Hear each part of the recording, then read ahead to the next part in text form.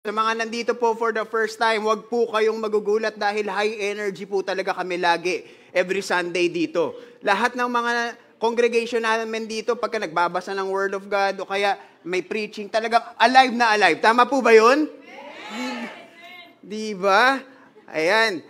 We are missing the presence of siguro at least 25% ng ating population, no, as congregation. Bakit? Karamihan po ng ating young professional leaders and si Pastor MJ together with the youth ay nandun pa po sila sa Indang, Cavite. Tama ba? Sa youth camp, no? I was there. Yun, parang feeling ko, no, yung feeling ko nung nandun kami yung araw talaga nakatutok sa amin ganun. Tirik na tirik, sobrang mainit. Pero we praise the Lord, no, kasi yung despite the weather, makikita po natin, no, yung paggalaw po ng presensya ng Panginoon doon po sa lugar na yon ay tumutuloy pa rin. Okay? So ngayon, wala po tayong pero alam ko meron tayong live stream dito. Pero sa mga nandito po for the first time, we welcome you. Nasa gitna po tayo ng series and hopefully magstay po kayo sa duration of our series and for the people who are watching online. Ayan, wini-welcome din po namin ang bawat isa and hopefully makasama pa po namin kayo sa mga susunod na topics natin sa ating series and hopefully makasama po namin kayo dito po sa aming church. So, we are in the middle of our series. Ayan. Next slide. Ha? Yan. Okay. We are in the middle of our series, no, entitled Generosity. So sino po ba yung mga nandito na kasama natin simula nung start ng series? Ayan. Last series po, ano po ba yung topic natin? Naalala pa po ba ninyo? Ang topic ang title ng ating series last time was Foundations. Tama po ba? And we discussed there kung ano-ano po yung mga spiritual disciplines. And when we say spiritual disciplines, for the people who are first time na nandito, ito po yung mga ginagawa natin o kailangan nating gawin not to earn God's love, not to earn God's favor. Ito po yung lahat ng mga ginagawa natin para po in order for us to love the Lord more. So, diniscuss po natin yan, yung Bible reading, diniscuss po natin dyan yung worship, diniscuss po natin dyan yung prayer, at alam nyo po ba na ang giving po ay isa din po sa spiritual disciplines. Pero for the sake na mas maging in-depth po tayo sa ating topic, gumawa po tayo ng sarili nating series for this. So, ito pong topic natin, yung generosity, is nanggagaling po siya sa perspective na ano ba ang dapat na magiging biblical perspective natin or ano ba yung church stance, at least for our church, when it comes to giving or finances sa loob ng simbahan. Kasi kung makikita po natin, marami na po tayong mga sinasabi na yung mga tao na pag naririnig natin sa TikTok, maririnig natin sa social media, sa mga reels, sa YouTube, or makikita po natin sa mga iba't ibang social media pages, marami po tayong mga sinasabi nating mga perspective about giving. So, ayan yan, makikita natin. Pakibasa nga, 1, 2, 3, go! Hindi, sorry, ito sinasabi. Basahin natin. Yung may energy. 1, 2, 3, go! Ayan! Okay, napag-usapan natin sa start ng series na to, no, na meron tayong tinatawag na, meron kasi ngayon, ito yung woke era. And pag sinabi po natin woke era, hindi po ito, we are not talking about a specific generation. No, parang sinasabi natin, yan yung mga bata. Hindi po yun totoo. Kasi marami po tayong makikita na from different generation, meron tayong tinatawag na woke mentality. Woke mentality na dahil napagod na tayo, napagod na yung mga tao na, sobrang ganito na kasi yung mga nangyayari ngayon sa buhay natin because of certain perspectives or way of thinking in the past. Kaya ngayon, kailangan mabago natin lahat ng ito. So yan yung mga perspective, no? Kailangan pa ba mag-tithes? Sinabi diyan, wala na naman sa New Testament 'yan, 'di ba? Ano pa? Saan ba ginagamit yung mga pera diyan? Yan, may mga nagtatanong po ba niyan sa inyo dito sa simbahan natin? Saan ba ginagamit yan? Pinambibili lang yata yan sa online shopping ni Pastor Paul. 'Di ba? Ano pa yan? Iba ng time ngayon kaysa noon.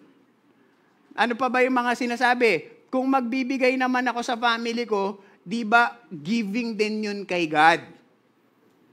Ayan yung mga perspective that we tell ourselves, no? Para sabihin natin, hindi ko na kailangan magbigay sa church.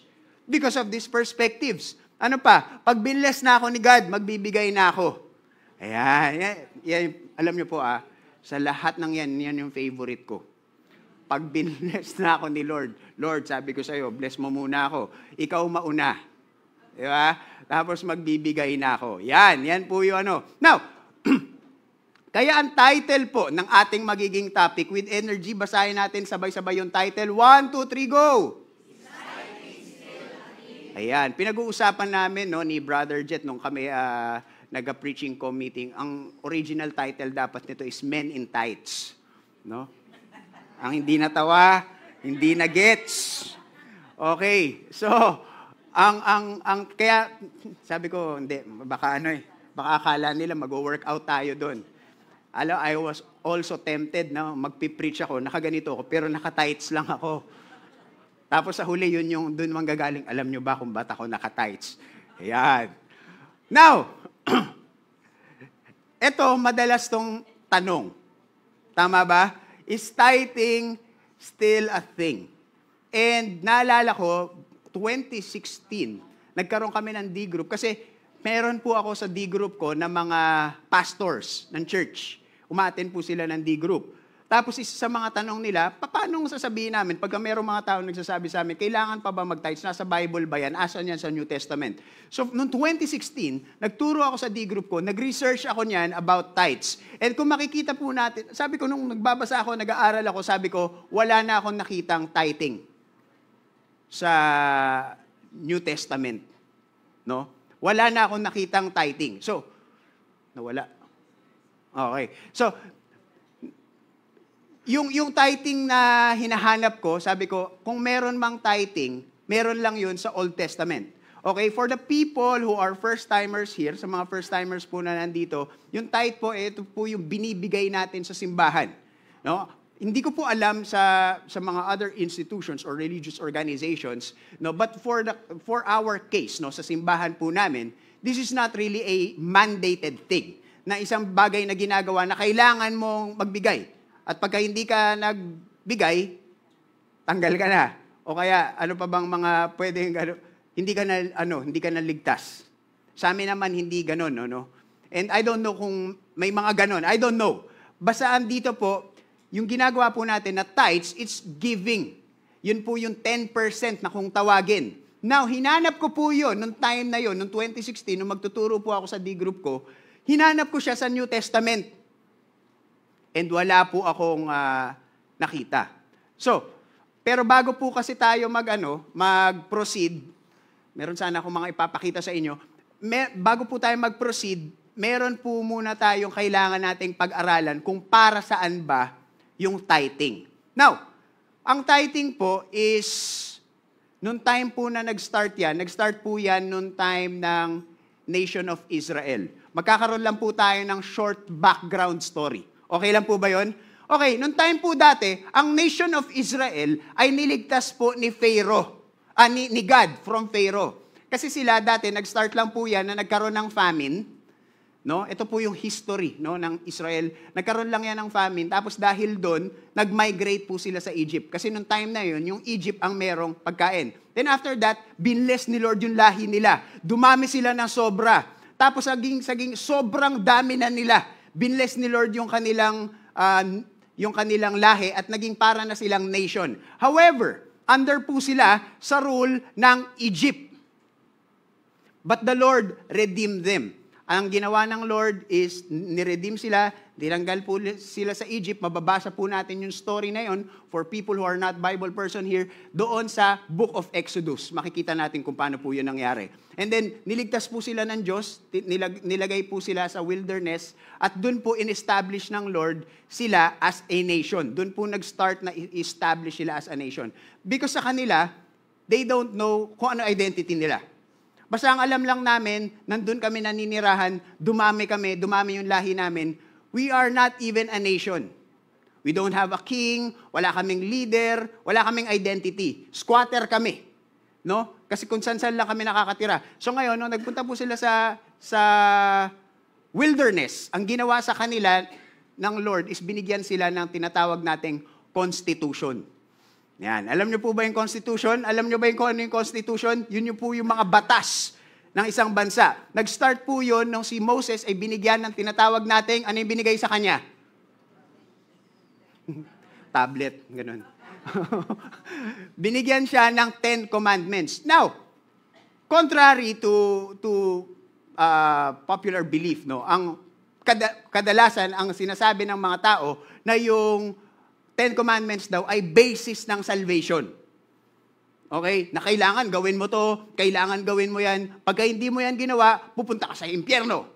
Hindi po yun ang purpose kung bakit po ginawa ang Old Testament. Yan, okay na ba? Sige nga, next slide. Okay. Sige, next. Yan. Next. Yan. Okay, mukhang gumagana naman. Ayan, okay na, gumagana na. Thank you. Ayan, yung Old Testament, no, binigay yung 10 commandments binigay. Yan po yung Mount Sinai. Ayan. Isa po sa mga gagawin natin, sinabi ko na po, no, as we celebrate our 40th year anniversary, isa po sa mga pinaplano din po ng leadership is magkakaroon po tayo ng Holy Land Tour. Huwag po kayo matuwa, baka kala nyo sagot ng church, ha? Hindi po. Okay? Pag-iipunan po natin. Don't worry, bibigay po natin yung details. Pero it's really a great experience and I've talked to different church leaders. Iba po yung experience. Kung naka-experience po kayo ng mga people here na naka-experience na Encounter God Retreat, iba po ito. This will be a different experience. Lalo na ngayon we are celebrating Easter Sunday. I've talked to someone, no, na nagpunta siya dun sa place na kung saan dinala si Jesus bago siya i-crucify sa isang malamig at madilim na dungeon. Tapos nung pinatay yung ilaw, nag-iyakan silang lahat. So it's a different experience pagka makapunta po tayo dyan. Anyway, so back to our story. No? So ito po yung Mount Sinai kung nasaan binigay yung constitution. Diyan po nagsimula magbigay ng batas kasi the Lord is establishing them as a nation bago pa po sila magkaroon ng sarili nilang bansa. At kasama po doon sa mga binigay na utos or constitution is kailangan, pag meron tayong mga batas, meron tayong leader, at meron tayong identity as a nation, kailangan meron tayong tinatawag na tax. Sabi mo nga sa katabi mo, gusto mo ba yung tax? Ayan.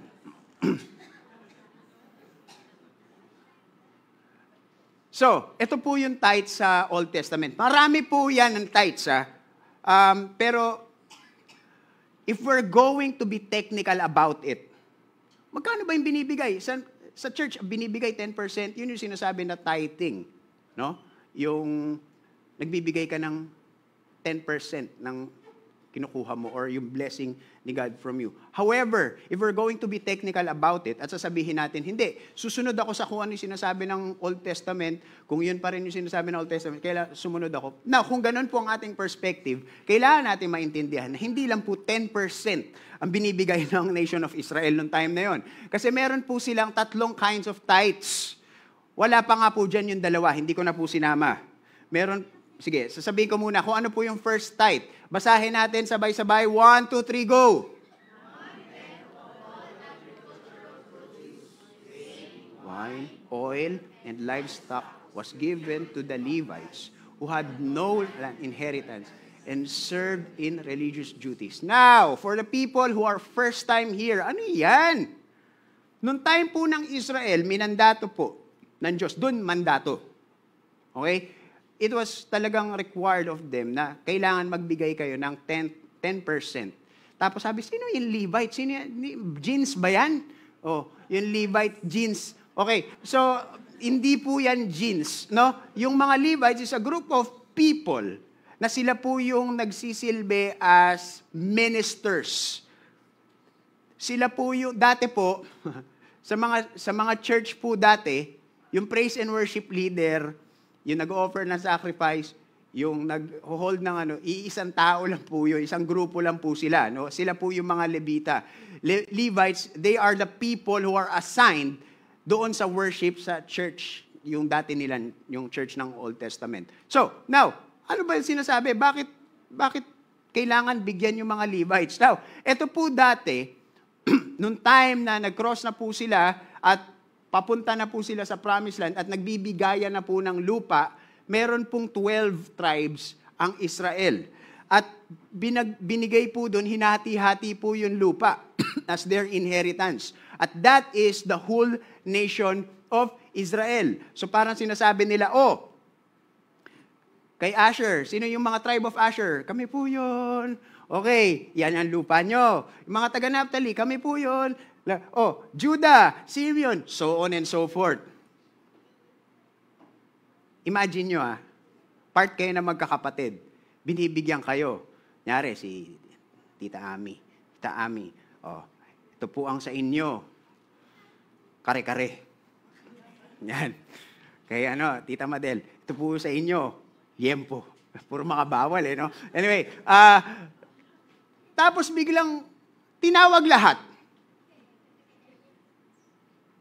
Tapos parang excited na ako. Save the best for last. Sabi ng Levites, save the best for last. Biglang hindi sila tinawag.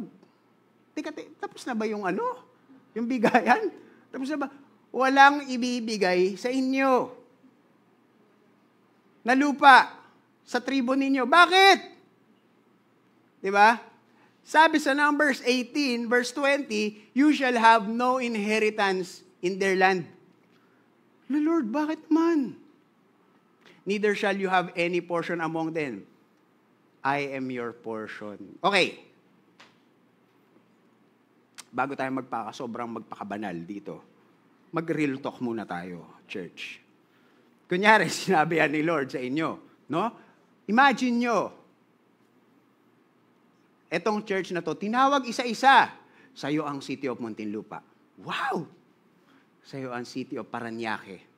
Wow, praise the Lord! Sa'yo ang city of Las Piñas. Wow! Tapos biglang, imagine nyo kayo, sabi ni Lord, Lord, yes? Ako. Sabi ni Lord, hindi. Ang reward mo, ako. Sige. Ano mafe-feel nyo? Yung totoo.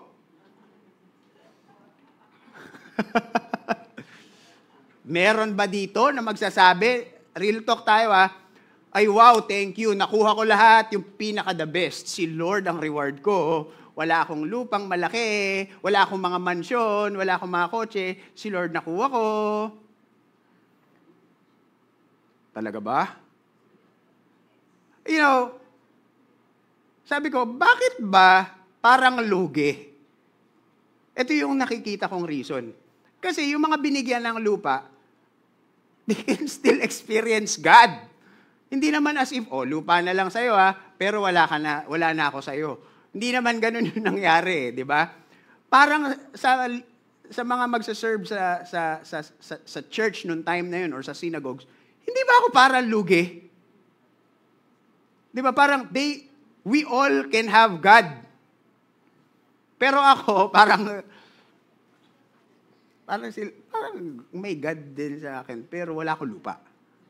Parang medyo lugi. Di ba? So, now, kaya nga, ang ginawa ng Lord, to the Levites I have given every tithe in Israel for an inheritance. Ayon. Now, wala kayong lupa. Di ba?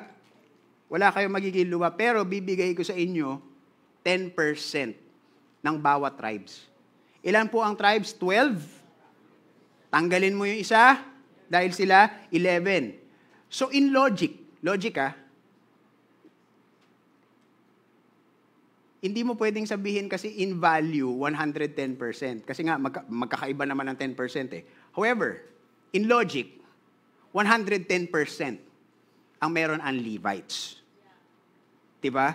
So yun dapat. Ayan. So that the people of Israel do not come near the tent of meeting lest they bear sin and die. Levites, bakit kailangan kayong mag-focus dyan? Wala na kayong lupa, magfo-focus na kayo at bibigyan na lang kayo. Bakit? Kasi kayo yung people accountable doon sa mga sacrificial laws. Kayo ang representative. Hindi pwedeng may ibang gumawa niyan kundi kayo. At lahat ng mga gagawin nyo na church work nung time na yon ay kailangan kayo lang yung gagawa. Hindi ka naman pwede na, uy, teka, sino na sacrifice? Nagkakatamaran, nagtuturuan. Kayo naman, time nyo na eh. Di ba? Hindi pwede kasi, nagluluto ako ng soup. Hindi pwedeng ganun. Kailangan merong person accountable, merong person responsible for that. At yun po yung mga Levites. So, but the Levites shall do the service of the tent of meeting. Pag sinabi pong tent of meeting, ito po yung means ni God dati para makipag-usap. Dun siya. So, hindi ito nakikipag-usap si Lord na parang sona. Meron lang po siyang mga specific people, and they shall bear their iniquity. Yan. Representative, accountable. It shall be a perpetual statute throughout your generation and among the people. So for the tithe of the people of Israel, which they present as contribution to the Lord, I have given to the Levites for an inheritance. So makikita po natin, ito po yung parang church service nila noon.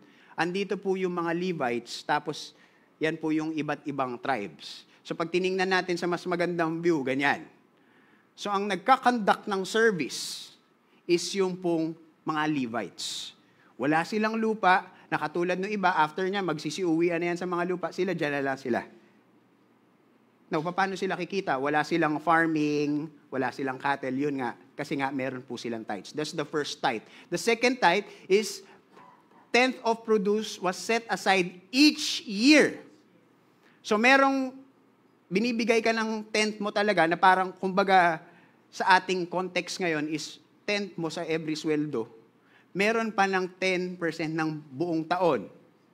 Except the third and sixth years. Kasi mamaya papakita natin yun. So yan yung tithe nila. Now, ito po yung third tithe.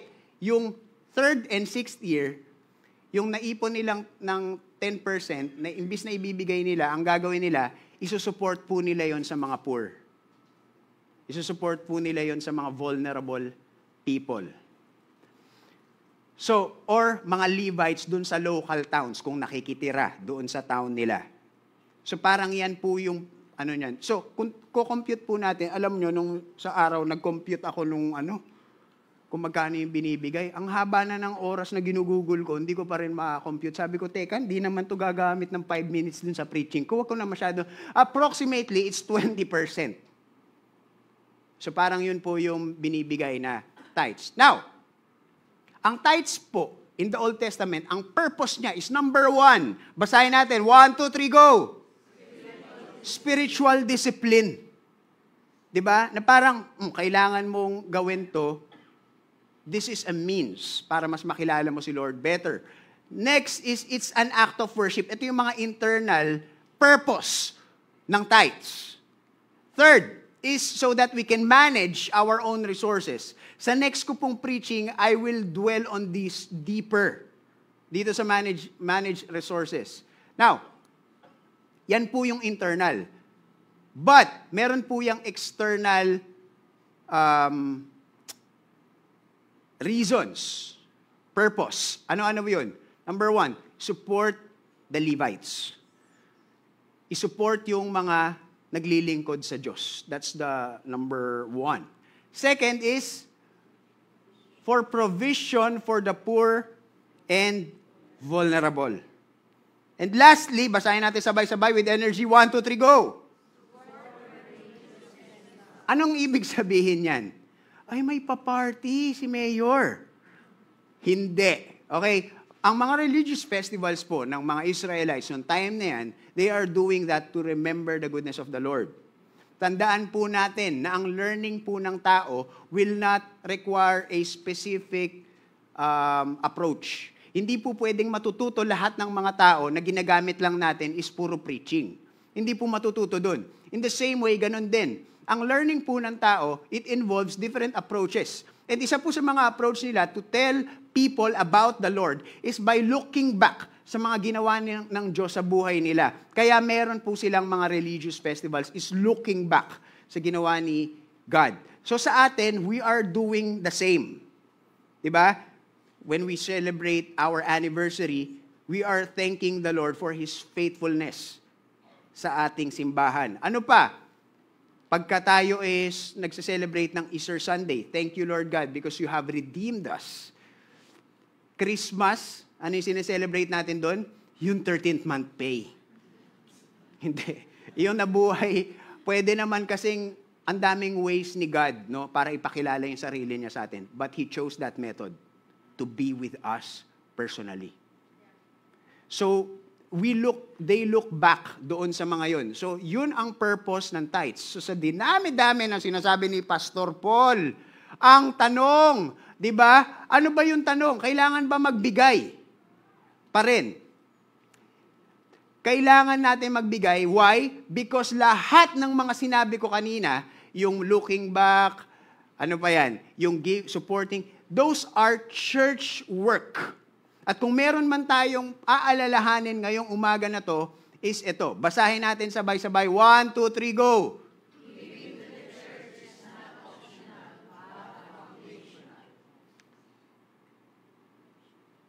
Isa pa. 1, 2, 3, go!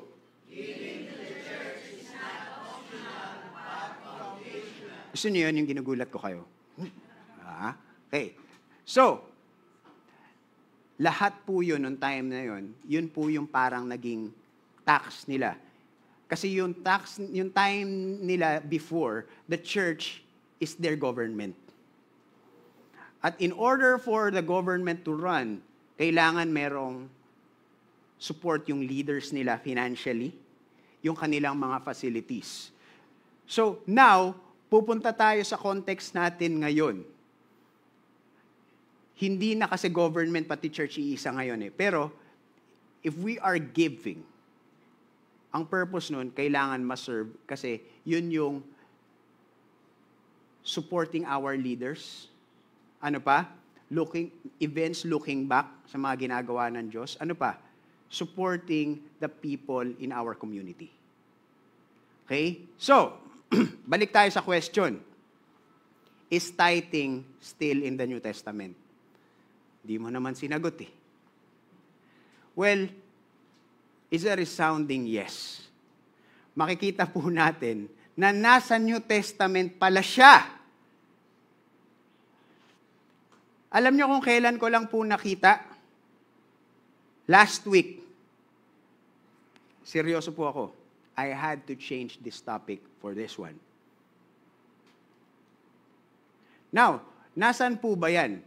Ang topic natin is manggagaling po sa 1 Corinthians. But before we start, let us pray. Dear Heavenly Father, we want to thank you for this time na binigay niyo po sa amin.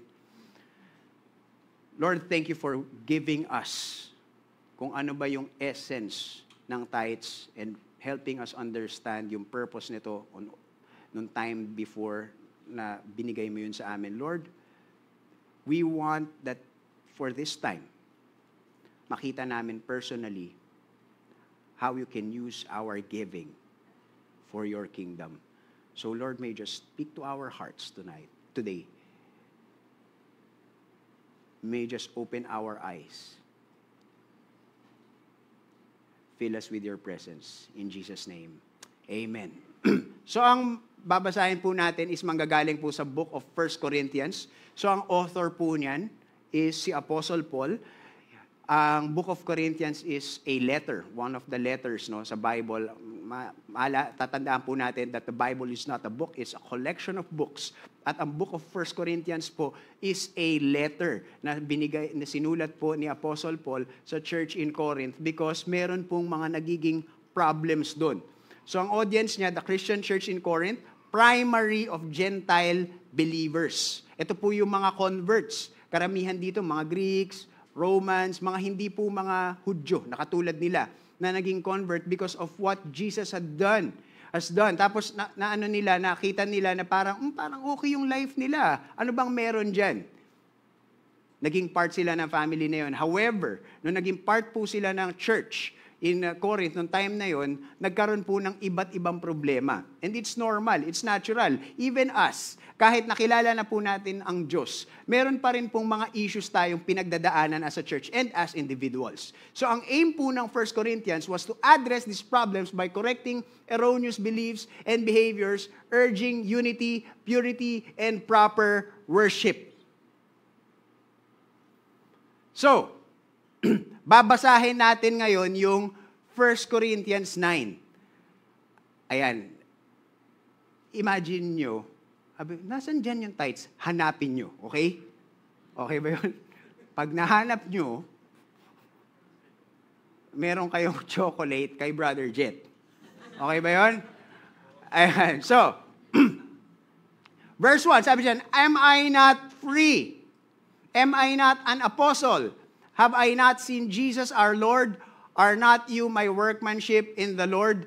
Now, ano ba nangyayari? Bakit parang tandaan natin, pag nagbabasa tayo ng scripture, syempre may isip natin, nasaan na ba to? Ano ba nangyayari dito?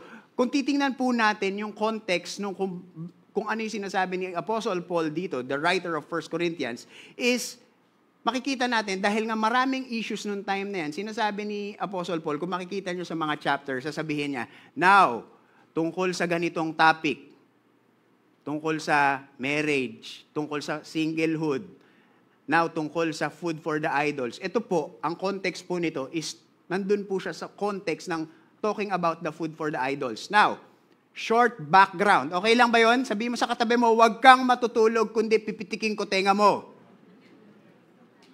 Okay. Short context. Ano ba nangyari? Before, no? Meron po silang mga ino-offer ng mga pagkain dun sa mga Diyos-Diyosa nila. Sino ba ang mga Diyos-Diyosa sa kanila? Sila Zeus, 'di ba? Sila Jupiter, Zeus pati si Jupiter, isa lang pala. Sila Athena, yan. Nag-o-offer sila ng food for the idols. Binibigay nila yung mga pagkain nila doon sa templo. Kaso ano nangyayari? Siyempre wala namang kumakain. 'Di ba? Ang gagawin nila ngayon, kukunin yun sa palengke, yung mga food na for the idols, binibenta sa mas murang halaga.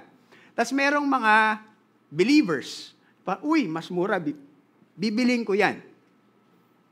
Yan. Parang sale. Sale kasi, sale. Now, merong mga ibang Christians,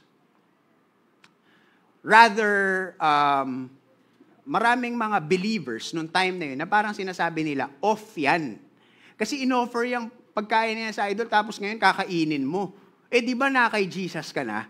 So, parang nagkakaroon ng ganong, nagkakaroon sila ng ganong issue. Kaya si Apostle Paul, sinabi niya, now, marami kasing mga tao na traditionalist, sinasabi niya, na para sa kanila, pag kinain mo yun, yung mga food offered to the idols, is nagkakasala ka. Pero now, that we are under grace at alam natin na yung rule na ni Jesus ang masusunod, hindi na po yun kasalanan, okay na po yun. Pero para sa mga traditionalist, at sinasabi ni Apostle Paul, sa mata ni Apostle Paul, sila yung mga immature. Yung mga puro tradisyon pa rin. Sinasabi niya, okay, para sa mga sa kanila, dahil traditionalist sila, let's consider them people na sila yung mas immature. Tayong mga mature, na mas nakakaalam na pag kinain mo yun, ay hindi ka nagkakasala dahil alam mo na yung relationship mo sa Lord eh. But because na merong masastumble na mas immature sa faith, ang gawin mo, i-give up mo na lang yung right mo. Yan. Okay. So maraming mga ganyang concept, no, sa church.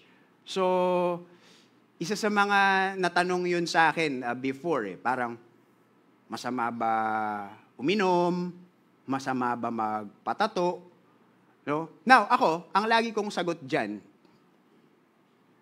kung gagawin ko yun, at magkukos ako for other people to stumble, kahit kaya kong i-justify exegetically sa Bible na pwede ko yun gawin, I'd rather not. Ang point ni Apostle Paul, meron tayong mga certain liberties as Christians, lalo na pag meron tayong knowledge about the Bible na kaya mo mandebate ng tao. Pwede ko itong gawin. O wala ka kasi sa context eh. Pero ang sinasabi ni Apostle Paul, tayong mga totoong nasa Lord at mas mature na sa faith, let's give up that right. Ano ba naman yun? I-give up mo na yun. So ngayon, he is pivoting, yun yung topic na yun yung lens, no? Meron akong karapatan. Pwede ko yun makuha. Pero, kung ikakastumble ng iba, wag na lang. Yun po yung context niya rito. Clear? Okay. So, am I not free? Sabi dyan, am I not an apostle? Have I not seen Jesus our Lord? Are not you my workmanship in the Lord? Ang tanong dito, bakit tinatanong, am I not an apostle? Ba't niya tinatanong? Kasi po dati, si Jesus, nung nabuhay siya, meron po siyang tinatawag na 12 disciples or 12 apostles, sinisimbolize yung 12 tribes of Israel. Di ba? So, the 12 apostles. Now, nalaman natin yung storya. Diba? Ano ba yung nangyari? Diba meron tayong mga napanood na, meron ako napanood, diba? Napanood natin yung nangyari kay Christ. Diba yung dala-dala niya yung cross, tapos may batang sumampa, tapos tinadya ka niya. Ay, hindi, iba pala sa TikTok ko pala napanood yun. Iba pala yun. Oo. Hindi. Pero alam natin yung story ni Jesus, diba? Ano nangyari sa kanya? Pinako siya sa cross, tapos may nag-betray sa kanya. Ano nangyari? Nung nakita yung nangyari, si Judas, ano nangyari? Pakamatay siya. So, naging 11 disciples sila. Now, si Peter, sinabi niya, kailangan natin maghanap ng isa para maging 12, balik tayo sa 12 apostles, pero may requirement. Anong requirement? Kailangan yung requirement, nakasama natin siya, simula nung binaptize si Jesus ni John the Baptist hanggang dun sa nag-ascend siya. Ang requirement, kailangan kasama natin siya nun. Apostle Paul wasn't even there. So, hindi siya pasado sa requirement. Kaya merong mga people na nagke-question ng legitimacy ng apostleship niya. Clear? So sinasabi niya yan, hindi ba ako apostle? So sinasabi niya, verse 2, if to others I am not an apostle, at least I am to you. Bakit? Anong basis? For you are the seal of my apostleship in the Lord. Ang ibig niyan sabihin, pwede tayong maging credentialed. Diba? Ako, kumukuha ako ng credentials. Importante po yun sa trabaho natin, di ba? However, ang sinasabi dito ni Apostle Paul, kung merong mas importante sa credentials, is yung proof of concept. Now, ang Win Alabang, FYI, yun pong dalawang senior pastor nyo, yung previous senior pastor at yung current nyong lead pastor, ay pagdating po sa credentials, hindi po yun yung magiging basihan. Kasi po, naalala ko yung inordain si Papa nung siya yung naging senior pastor nung time na yun. Mas maraming mga pastor na credentialed or decorated talaga. I remember vividly, no, nung pinag-pray siya, sabi sa kanya, people chose Eliab. Kasi parang, ito ang right na maging hari. But the Lord chose David. So kung ako po, para po sa kaalaman ng lahat, hindi po ako Bible school graduate. It was the Lord who chose me. Because yan po yung binigay sa akin, the seal of my apostleship.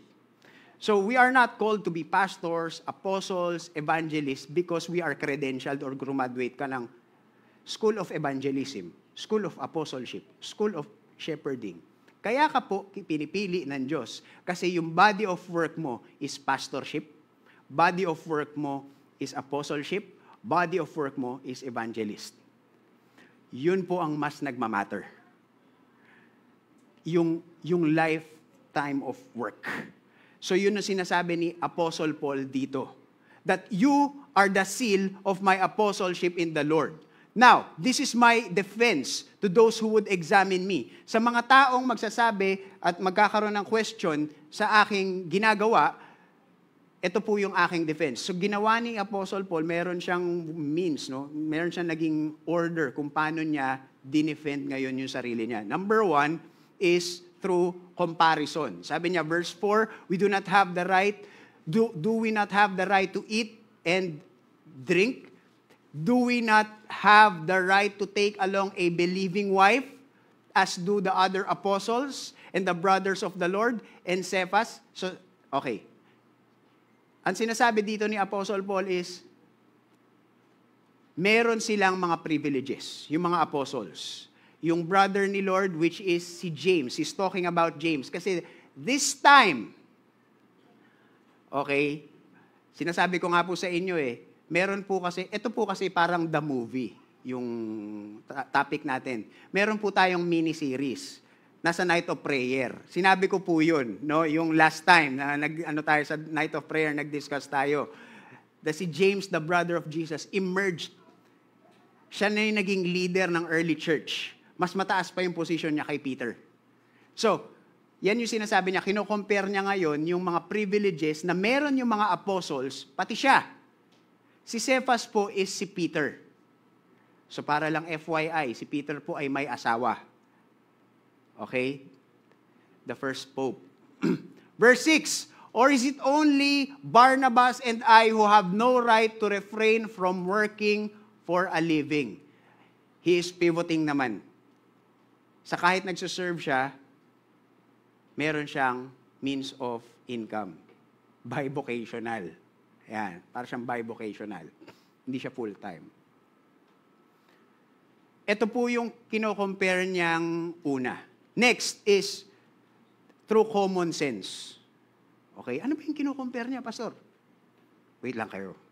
Malalaman natin kung saan ba siya nanggagaling. Verse 7, sabi dyan, who serves as a soldier at his own expense. Sino dito may family member na nasa Armed Forces of the Philippines? Wala. Okay. Nakapag-serve doon? Wala. Okay.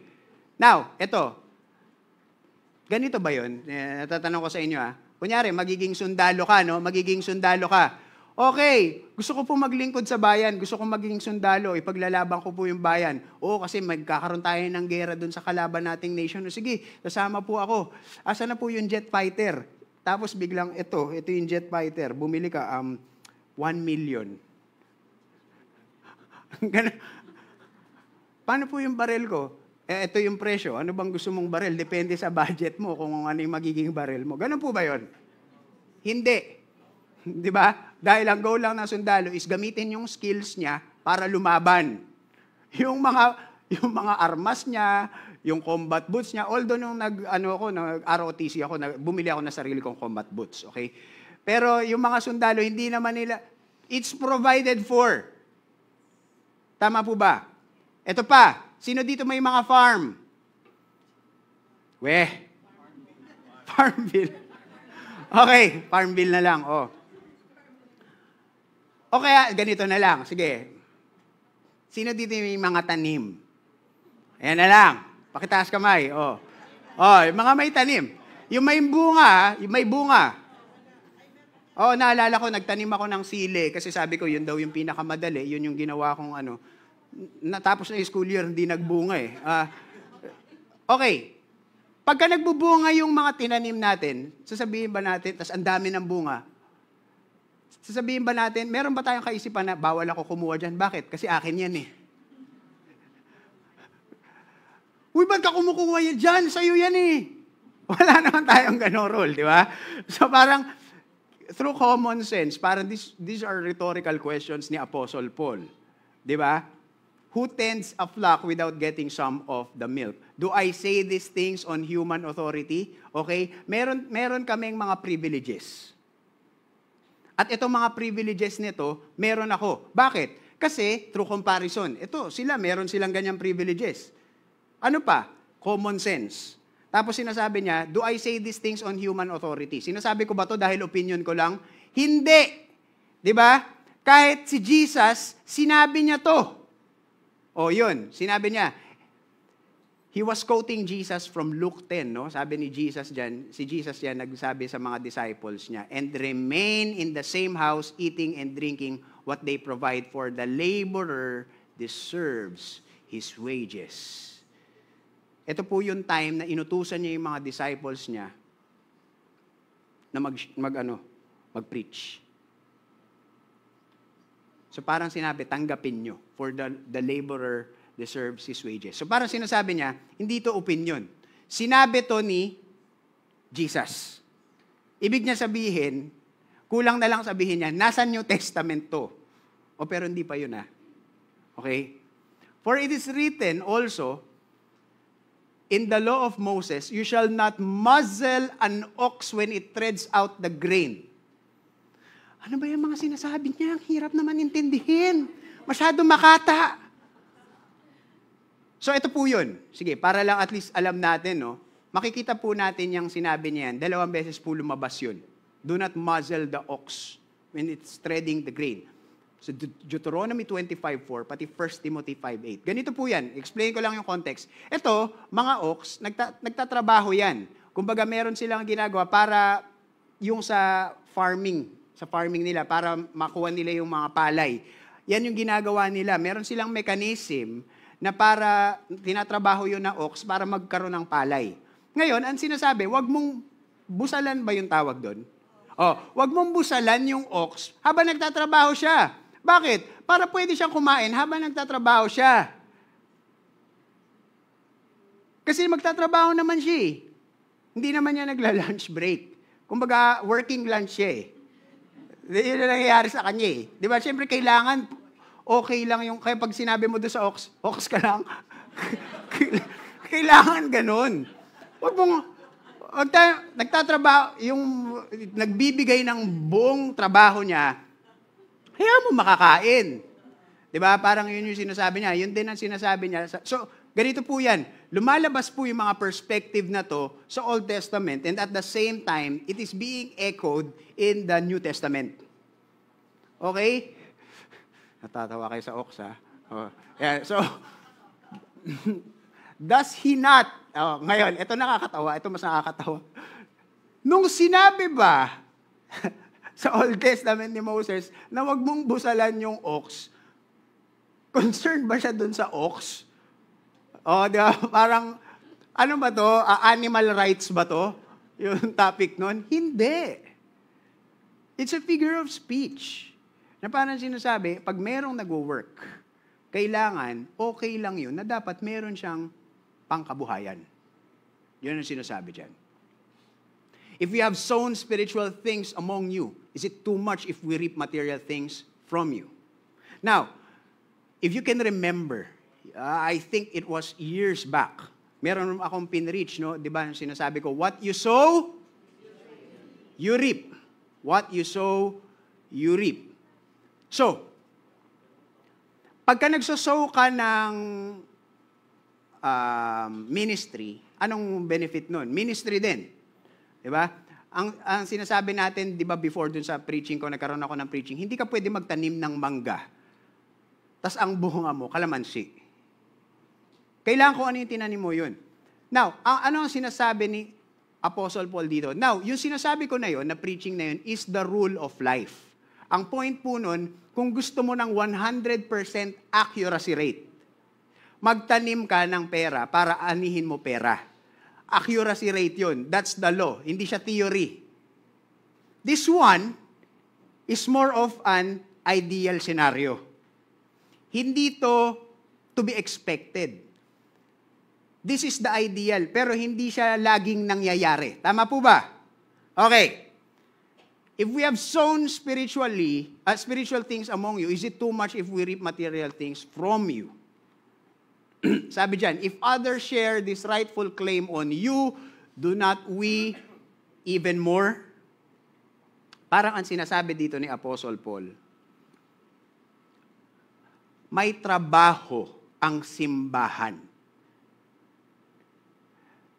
na mag-provide ng living for their ministers. Now, merong mga pastor akong kilala na ayaw nila nitong route na to. Bakit? Kasi pag ako, marami po akong kilalang mga peers ko, kumbaga mga senior pastor na rin sila na dati, mga kabatch ko lang sila, mga youth leaders kami sa National Youth. Na ngayon, mga senior pastors na rin sila. Mga senior pastors kami. Marami akong peers na nasa okay na church sa Win community, they are not doing this one. Bakit? Kasi pag kinuha nila yung kabuhayan nila sa simbahan, titigil yung simbahan. Dahil hindi kaya mag-support eh. Kaya merong mga naging tinatawag nating bivocational pastors na sabi nila, hindi na kami kukuha doon sa church, magtatrabaho kami, pero gagawin namin yung work ni Lord. Now, kung meron mang mga bivocational pastors, yun po ay hindi po nun ibig sabihin na, ay, ang ganda ng mindset na yun siguro yun yung tama. Hindi po yun yung tama. Ang tawag po dun is exception to the rule or the outliers. Dahil trabaho ng simbahan is mag-provide ng living ng, mahulog dun, living ng pastor. Hindi lang support. Hindi siya yung support na, Pastor, support kita. Kailangan ng support ni Pastor. Alika, Pastor, I support you. Hindi ganon. Hindi ganong support. No? O kaya, minsan, marami akong kakilalang mga churches, grabe magtampo sa pastor. Hindi kami nadadalaw. Kasi nga wala ngang panggas. Si pastor naman, ano ba yan? Pupunta sa binyag, ganyan yung sapatos. Walang pangbili. Kasi hindi siya nasusupport ng church. However, dito sa Win Alabang, palakpakan natin ang church because you are supporting your pastors well. Sinabi dito, di ba? Trabaho ng simbahan na isupport hindi lang yung isupport yung living na as if nandun sa capacity na hindi na siya magtatrabaho. Di ba? Sabi ni Apostle, yun ang trabaho ng church. If we're going to go biblical, sa perspective ng Old Testament and New Testament. Pero, ang trabaho naman ng pastor, ano yung trabaho ng pastor? Gawin mo yung pag-advance ng kingdom ni God. Kaya ang sinasabi dito ni Apostle Paul, nevertheless, we have not made use of this right. Karapatan namin to, pero hindi namin ginawa. Kasi nga, nandun siya sa context ng, kung ikakahirap nyo lang, ako na lang ang mag-adjust. Hindi pwedeng yung simbahan na mag-a-adjust sa pastor. Diba? Bakit? Kasi yung shepherd, yung pastor eh. So, we have not made use of this right, but we endure anything rather than put an obstacle in the way of the gospel of Christ. Now, kung magiging hindrance lang din yun, wag na lang. Kasi mas importante, kung meron mang dapat na masunod, isupport ba yung pastor lang ba yung mag-full time? Hindi. Kung meron dapat magagawa, kailangan mag-advance ang gospel of Christ. Whatever the cost. So, do you not know that those who are employed in the temple service get their food from the temple, and those who serve at the altar share in the sacrificial offering? In the same way. Pastor, nasa na? Yan po yung tithes. Ano yung in the same way? The Lord commanded that those who proclaim the gospel should get their living by the gospel. Babalik tayo dun sa binasa nating passage kanina. Yan yung context niya nung sinasabi niya na in the same way. Ibig sabihin, Apostle Paul was affirming the purpose of tithes. Ito po yun. You shall have no inheritance. Dahil ikaw ang representative ng Diyos. Kailangan isupport yung kabuhayan mo and isupport yung anything na gagawin that would advance the kingdom of God. The Levites shall do the service of the tent of meeting and they shall bear their iniquity.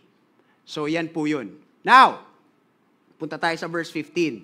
But I have made no use of any of these rights. Just a quick context. si Apostle Paul, habang ginagawa niya yung ministry niya sa Corinthians, no? Kasi meron po yung first letter, second letter, third letter. Ang meron lang po tayo sa Bible is the first and third. Yung 3 Corinthians po, yung 2 Corinthians sa Bible natin. Dahil yung original second letter, wala na po yun. Hindi po yun kasama sa ating Bible. Noong time po na yan, sinabi ni Apostle Paul na marami siyang mga naging heartaches. Kung meron siyang mga pinakamasasakit na mga nangyayari, isa yung church in Corinth na nagpasakit sa kanya. Kung makikita natin, wala pang support na nakukuha siya sa church in Corinth. Dahil ang support na nakukuha niya in ministering to the church in Corinth is through the offering of church in Philippi. So sinabi niya dyan, I have made no use of any of these rights, nor I am writing these things to secure any such provision. Hindi ko to sinasabi dahil lang hihingi ako sa inyo. At yun din po ang gusto kong maging klaro sa atin ngayon. Hindi ko po to pinipreach dahil lang hihingi po ako.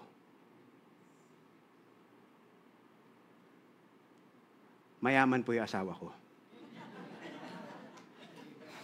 Okay. Nor am I writing these things to secure any such provision, for I would rather die than have anyone deprive me of my ground for boasting. Verse 16, basahin natin sabay-sabay. 1, 2, 3, go!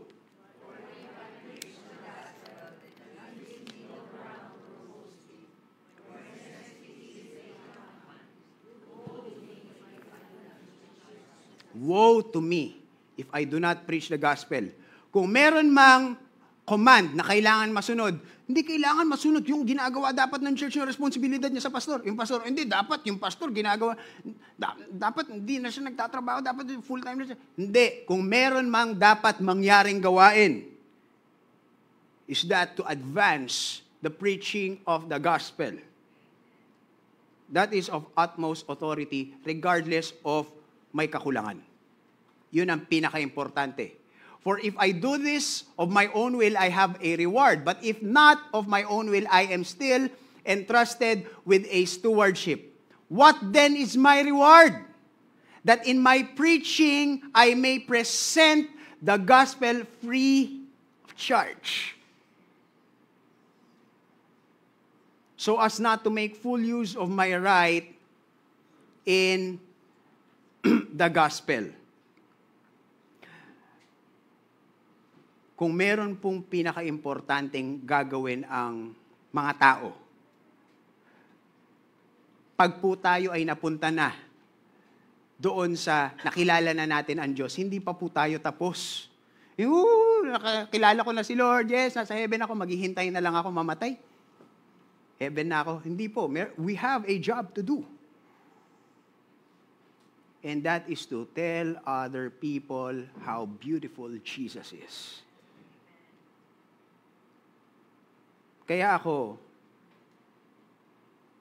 noong 2012, ilang years ago yun? Ha? 13. Sorry, mahina ako sa math eh. Inulit ko yung math. That was 13 years ago. Wala pa akong asawa nun. That was the year God called me to do pastoral ministry. And noong time na yon, nagtatrabaho pa ako, empleyado pa lang ako, wala pa akong asawa, hindi ko pa alam kung sino mapapangasawa ko noong time na yon. That was the time the Lord called me. And I'm going to have a confession sa inyo. Nung time na yan, sabi ko, ayokong maging full-time pastor. Bakit? Kasi alam ko na yung mga gastusin sa bahay, sa buhay, hindi kakayanin ng sweldo ng ibibigay na sweldo ng simbahan. Kaya ayoko. Now, nung kinola ko ni God to be in the pastoral ministry, ang sabi ko kay Lord, Lord, ganito, gusto ko magkaroon ng sacrifice sa'yo. Just like David offered yung, di ba, binibigay sa kanya yung threshing floor. Tapos binibigay siya, naku, mahal na hari, gagawin mo naman palang place of offering, sa'yo na yan. Ano sabi ni David? I will not offer to God something that cost me nothing. And sabi ko, Lord, kung ibibigay ko yung buhay ko, this is my personal conviction. Hindi ko po sinasabi na gawin lahat ng mga tao. This is mine. This is personal. My personal conviction is, Lord, ayokong kumuha sa ministry. Kung magpapastor ako, it will be for free. Everything will be for free. Ngayon po, professional trainer, speaker na po ako. Pag ini-invite po ako sa church, for free pa rin. Kaya ginagawa nila training, pero sa church. Hindi, joke lang. Yun yung kasunduan ko kay Lord. Alam niyo kung bakit? Hindi ako nagpapakabanal, Alam niyo kung bakit? I'm going to make a confession sa inyo. Kasi alam ko po sa sarili ko,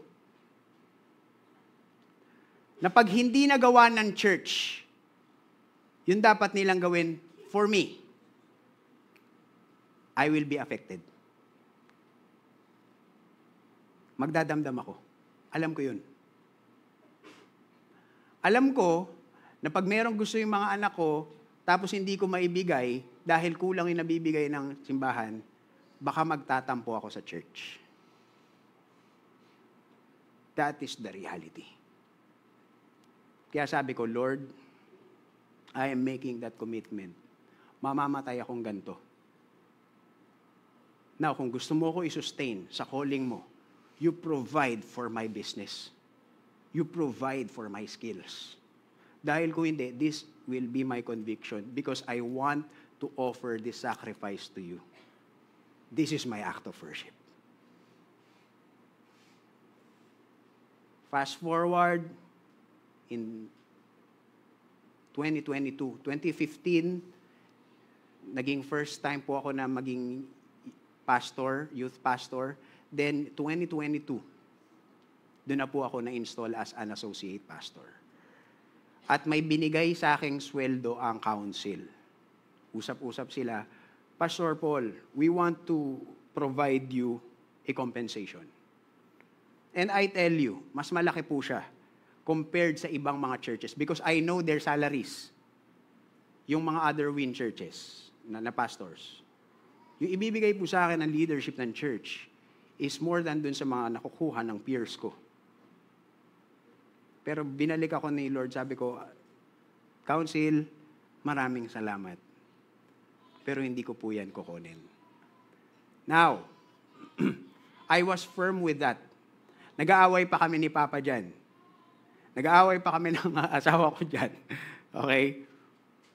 But then, my friends who are in the council at that time, nag-set sila ng time with me.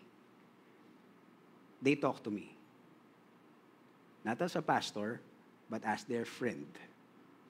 Sabi nila, bro, you have to accept this. Bakit? Because this is not about you. This is about the role.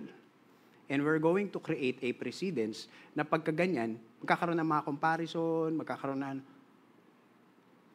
This is not about you. This is about the position. We want to bless the position na ginagampanan na maglilingkod sa Diyos. We want to give it to that position, not to you. Na kung ayaw mo, kunin mo, ibigay mo. Pero kunin mo to. Bakit? Kasi ito naman yung offering ng church for the Lord.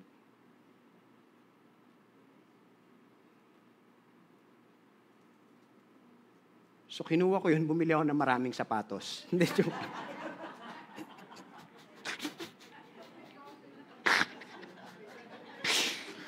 Biglang ganon. No. Now, as a lead pastor, we also had that topic na naman. Siyempre, kailangan taasan. Sabi ko, hindi na, yun na yun. Bottom line is, I want to thank the leadership of this church. because they fought with me. Because they want to honor the Lord. Now, titingnan po natin kung ano ba ang ginagawa ng tithes ng Old Testament. It's to support the Levites, it's to provide provision for the poor and vulnerable, and to support the religious festivals. Kung titingnan po natin, lahat po to ay currently our church work. Is to support the Levites, provide for the poor, for the community, and to support activities that will remember the Lord. Because giving to the church is not optional, but foundational. I just want you to know, church, yung binibigay po ng leadership na council na, Pastor, we want to bless the position. It's not about you. Yung gagawa ng work ni Lord, we want to bless that. At alam nyo kung kanino po galing yung ibibigay ng leadership, ng council? It's coming from you. And I want to encourage you, church, that your giving matters. Bakit? Kasi kung hindi dahil po sa giving ninyo, I will not, the pastors will not, the leadership will not be able to conduct these trainings. Yung i-train kayo, i-equip ang congregation, ang leaders. Nagkaroon tayo ng mga counseling, nagkaroon tayo ng mga certification. Because why? Because if we are going to impact our community, we have to have skilled leaders. At lahat po ng mga binibigay natin ay ginagamit natin, ina-allocate po natin for the pastoral work. Tandaan po natin, ang pastoral work, hindi lang yung may kinakain kaming mga pastor, meron kaming pamasahe, hindi lang po yun. It is also to equip us of how we are going to shepherd the church. And because of your giving, that became possible. We have invited speakers that are very good in their craft at matataas po ang talent fee nila. Pero dahil church tayo, binigyan nila tayo ng sobrang laking discount. And we are getting that for free. But the church is paying for it. Why? Because your giving matters.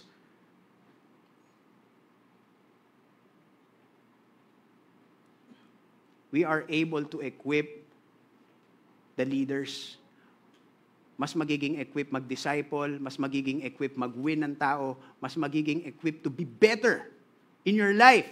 So that, pag yung mga workmates po natin is makikita tayo, sasabihin nila, yan pala ang work ethic ng Kristiyano.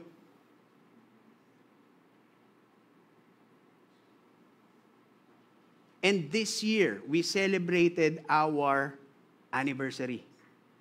We look back sa faithfulness ni God. We are able to do that. We are able to invite other leaders na dati nating nagsaserve sa atin, na-invite natin yan, nagawa natin yan sa isang malaking lugar. Why? Because of your tithes and offering. Pakisabi sa katabi nyo, thank you for giving to the Lord. This year, we also launched our first in a while na Family Day. At sinasabi ko po sa inyo, abangan nyo yung Family Day next year. Mas papagandahin pa po yan ng leadership. We are not just creating church events. We are also creating community events so that pag wala tayo sa church, magkakaroon tayo ng opportunity to spend time pa rin with each other. Why? Because the church is not a weekly gathering. It is a community na kailangan kasama natin yung people in our community. Bakit? So that we will not go back to our old ways. And the church is creating avenues, environment for that to be possible because of your giving. Because of your giving, Win Alabang, we were able to help Win Naga. Nung time na nagkaroon ng matinding bagyo, we were able to support them. It is because of your obedience in giving to the Lord.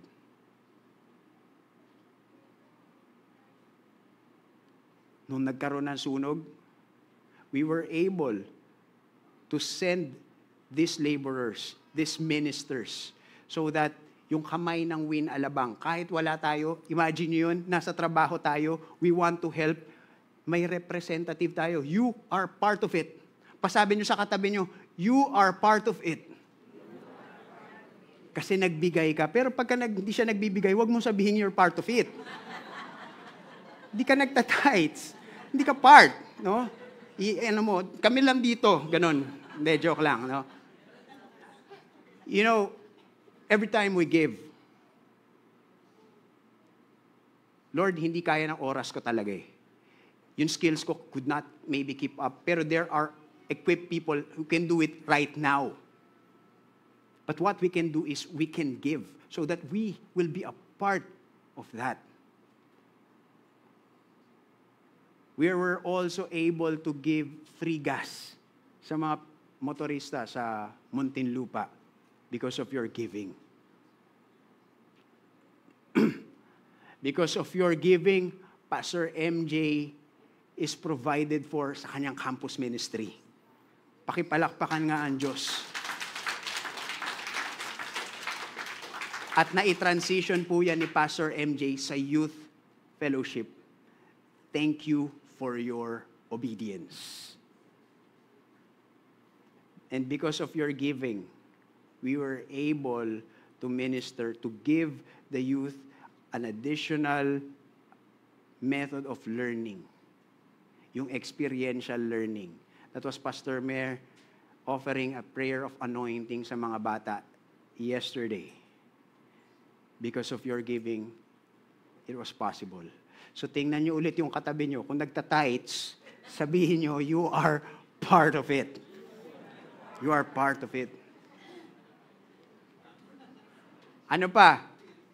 Nagkaroon po tayo ng magandang church facility.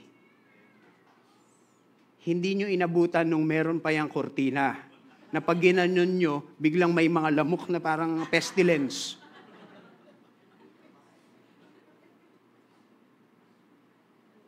We were able to improve our church facilities, mas makapakinig ng maayos. Diba? Yung importante, yung komportable tayo nakakapakinig. Sa sobrang komportable, nakakatulog na nga eh. We were able to provide that because of your giving. Pakisabi sa katabi nyo, you are part of this. We are able to provide a discipleship facility in our church. Thanks to Architect Nizin Bugayon, na pinagawa na parang akala mo coffee project. Nasa baba. Pero buti na lang, masarap yung kape. Diba? So, dito, we are able to have a facility na minsan pag sobrang dami, nandun lahat sila sa baba nagkakwentuhan about the Lord and the preaching. Kayo naman eh. Diba? So, we were able to provide that. Why? Because of your giving. Ngayon, pwede nang mag-quote si Kuya Lance sa baba. Dati, hindi mo magagawa yun sa init. Pero nagagawa na natin yan. Now, I want you to look at this picture. Meron kayo diyang mababasang words.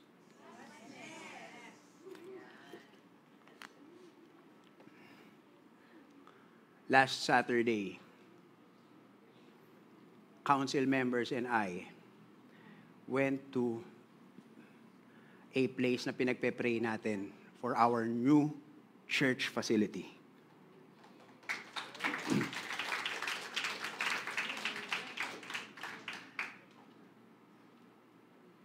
Yan po yung building.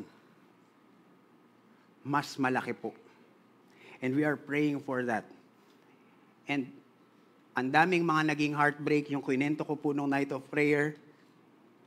Sabi ko, Lord, maganda na bigyan mo na kami ng place, yung aming promised land. Ang daming mga na-reject for ilang months. It was heartbreak for me. Hindi ko na po sinasabi kasi ako lang po muna yon, pati si Sister Mel. Sister Mel and I, siya yung nag-organize ng mga facilities and nahanap niya tong place na to. We went there. Sabi ko, Lord, ito na ba yun? At dinala namin yung church leadership for the first time in my life. Mas matapang yung council sa pastoral team.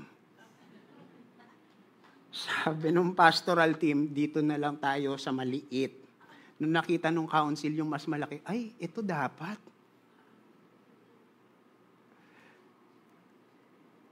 That Saturday, the leadership started praying for this church. Now, we are not claiming this na, Lord, ito na, kami masusunod. We are seeking direction. Why?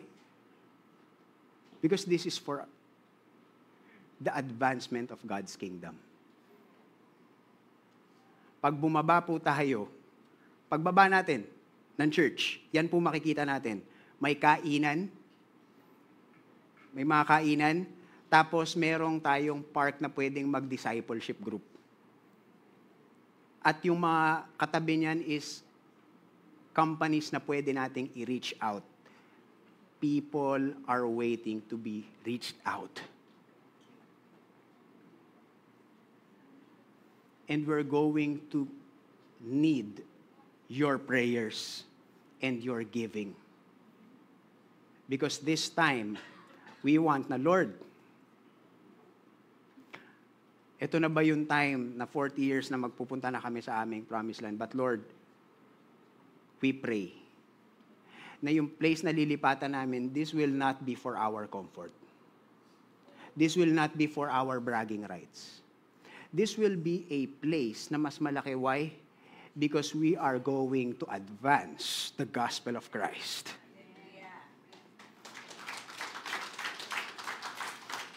And our city is waiting for us. That is why we are going to need each and every one of us to do our parts for the advancement of God's kingdom. I want to call on the worship team.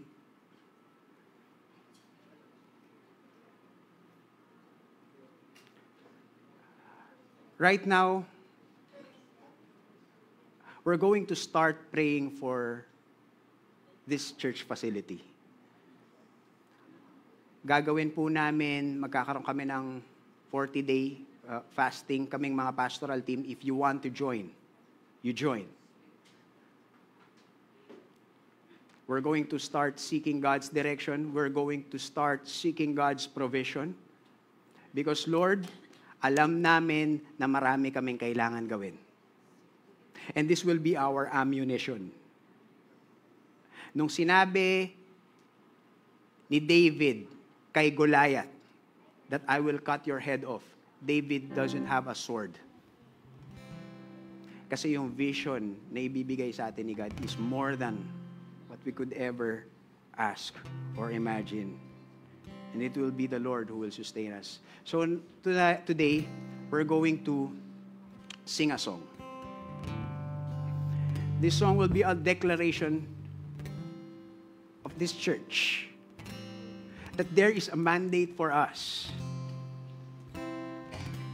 And we're going to need every facility, every resource, every heart, every skill to make this all happen.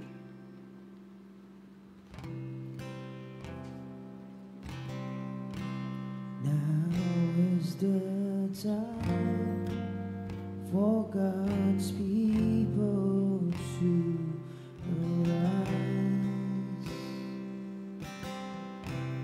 The day is here, Lord, your kingdom we will be.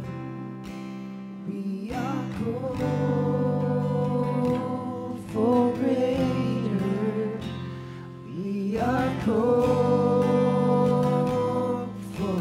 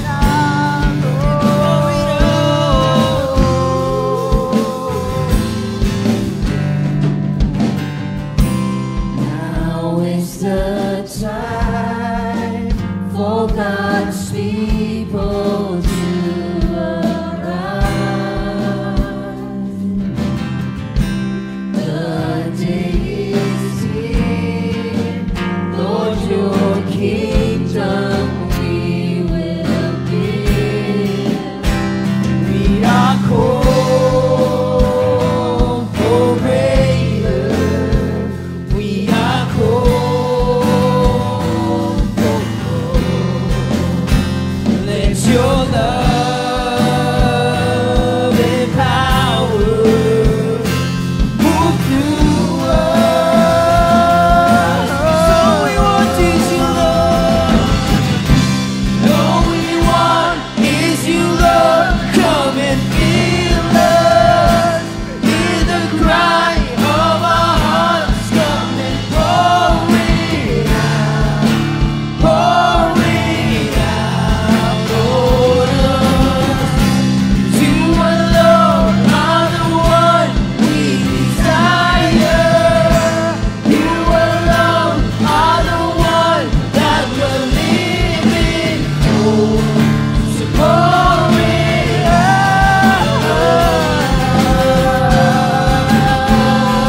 Pour it out,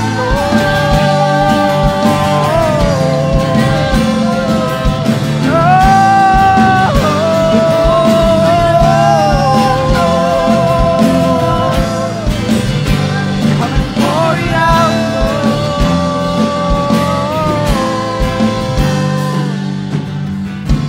we believe for even greater. We believe for more. We believe, Lord. Let your power come upon us. Say we believe. We believe for more. Say we believe. We believe for even greater. We believe for more. Let your power come upon us. We believe for more. We believe for even greater. We believe for more. Let your power come upon us. We believe for more. All we want is you, Lord. Come and fill us. Hear the cry of our hearts. Come and pour it out. So pour it out. You alone are the one we desire. You alone are the one that we're living for. So pour it out on us. All we want is you, Lord. Come and fill us. Hear the cry of our hearts. Come and pour it out. Pour it out on us. You alone are the one we desire. You alone are the one that we're living for. So pour it out on us. Lord Jesus, we believe for more. Lord, matagal na yung pinapagawa mo sa amin. And Lord, this time, this year, we want to accept that call, Lord God, with a sense of desperation. We want to reach our city for you in the name of Jesus. And Lord God, may you just provide everything, Lord God, for this church so that we can do that mission. Lord, we thank you for this church, for their hearts, for their beliefs. Lord, hindi namin alam kung paano namin makukuha yun. But Lord, if this is your will, may you just speak to us clearly, and Lord God, may you just provide everything. Because Lord God, kung pumunta kami dun sa place na yon, that place is not for us. That will be for the people. That place will be a symbolism, Lord God. That will be our instrument for your heart for the people. So Father, if it is your will, provide everything. Provide us the right hearts, the right motives. Provide us the ammunition, Lord God, because we want to do this for your glory, for your kingdom. In Jesus' name we pray. Amen.